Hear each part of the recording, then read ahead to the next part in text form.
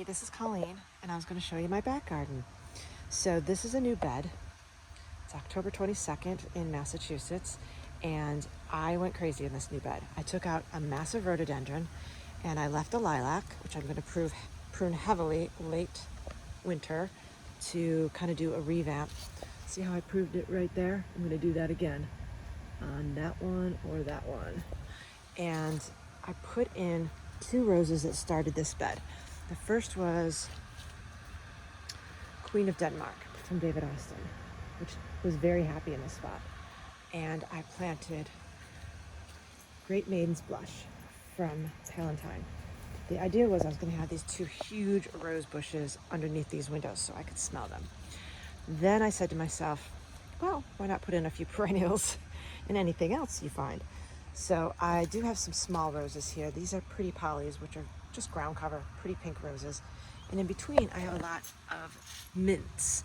So sort of like mountain mints. They bring in the beneficial bugs that will get rid of the aphids. I have some yarrow there too.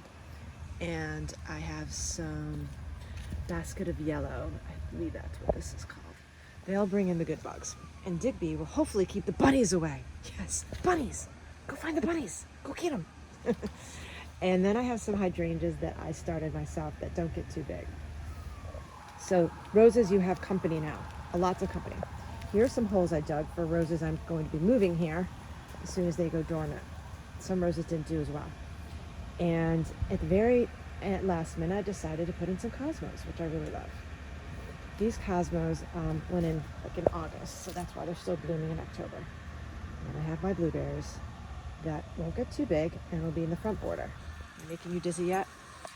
And there I have a bunch of different things to cover up those pipes. I have a climbing rose, Zephrine daphne, I say it wrong all the time. And I have a red twig dogwood going in there. And I have a spice plant, which has been doing great there. Loves the wet, loves the partial sun. And then I have some shrubs going in the very back that will have berries on them for the birds. And that is a massive, oh gosh, you guys know what that's called. It'll come to me later. And then I put in, over on this fence, some smallish little Henrys that turned a really pretty fall color. And I did some more roses, of course. There's a little Roxy. She's a ground cover, red, pink, really pretty. And this is my shade garden, which is dramatically changing because that tree is gone. My shade garden is now a sun garden. So of course I planted more roses. Reminiscent Coral from Proven Winners is doing great. I've got 3 of them, no disease, no bugs, and lots of blooms, and they smell amazing.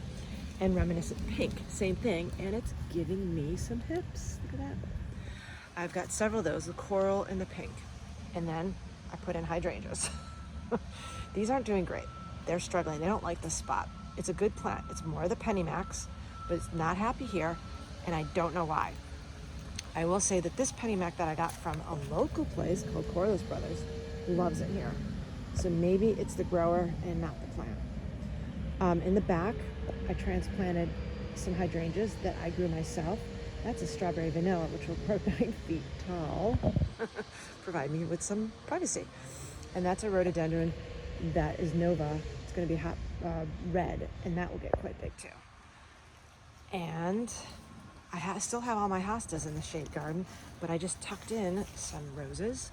This is from Paul Barden. It will be big and beautiful. Look it up on Help Me Find.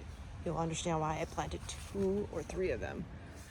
And then I have a David Austin climbing rose. That is James Galway, which loves that spot. In front of it, I have lots of mints growing to bring in the beneficial bugs, and a couple of red twig dogwoods, and a lot of other things that you have to imagine, and hopefully we'll make it through the winter and love my fall garden, or love my shade garden. It's no longer shady. And there you go. There's my back garden.